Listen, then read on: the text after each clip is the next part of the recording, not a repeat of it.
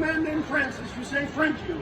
Anyway, congratulations. Frank, thank you so much for coming up on stage. Safety first, Frank.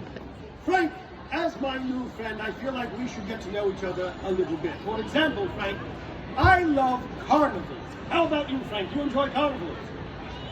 A resounding Frank. I enjoy pizza. He enjoys pizza. Well, that does tie in because, as you know, Frank, different people like different things at the carnival. Some people like the rides, other people like the food, yet others enjoy the games. Now, I love carnival games, Frank, and I know they're not your favorite, but we're going to see if we can make it enjoyable for you nonetheless, because you and I are going to play a carnival game. What I have, before we do that though, I do have a little bit of paperwork that we need to take care of. This is a simple liability waiver indemnifying me from prosecution in the event of loss of life, limb, or dignity. So, Frank, that's yours. Please take a look at that. Let me get a pen for you. There we go, Frank. That's for you. Frank, please look that over very carefully. Read it twice if you have to. Make sure everything makes sense. And once you've finished with that, Frank, we can continue on with the show. And Frank, thank you so much for your participation. Now, for those of you who are wondering what it is that Frank is signing, under Section 37B of the contract signed by him, it states quite clearly that all offers shall become null and void if, and you can read it for yourself in this photostatic copy, I, the undersigned, shall forfeit all rights, privileges, and licenses herein and herein contained, etc., fax mendis and sendi in gloria cultum, etc., memo bis punitor delicatum. It's all there, black and white, clear as crystal.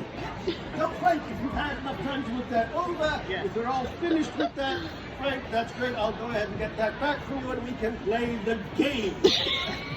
Now, Frank, as I'm sure you are aware, in order to play a carnival game, you have to put out a little bit of money. But Frank, do not reach into your wallet to take out the cash. As a courtesy, I've already done that for you. So let's find out what it is that Frank had in his wallet.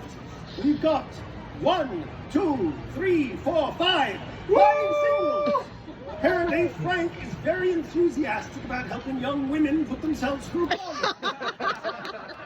So, Frank, put your right hand like that. We're going to put the money right there. And in your other hand, Frank, we are going to place this. Because the name of the game, my friends, is candy. What you see before you is a rare delicacy known as carnival candy. It is very difficult to obtain, but those who have had it describe it as ambrosia wrapped in cellophane. We're going to place that in your left hand, Frank. And this is how the game is played. Quite simply, from this point on, the only thing that Frank is allowed to say is candy. If Frank says anything besides candy, he loses $1. That's easy enough, isn't it, Frank? Candy! Good. I like it when I get a clever volunteer. I very often catch them out on that first one, but Frank is ready to go. All right, we're going to play for real now. Ready? Candy. All right, good. All right, we'll start out easy, Frank. We'll get a little bit more complex because I think you can handle it. Frank, what is your favorite part of Halloween? Candy. Candy. Very good. Make sure you answer nice and loud, right? A second question, Frank. Frank, what was the name of that stripper that you had to pay off in Las Vegas? Candy. Okay. All right. Frank, in your personal experience, what is the most effective way to get a small child into an unmarked white bag? Candy.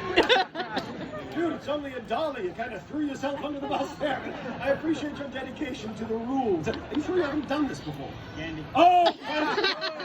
All right, Frank.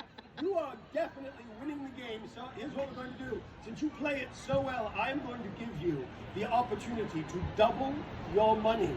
We're going to play one final question. Double or nothing.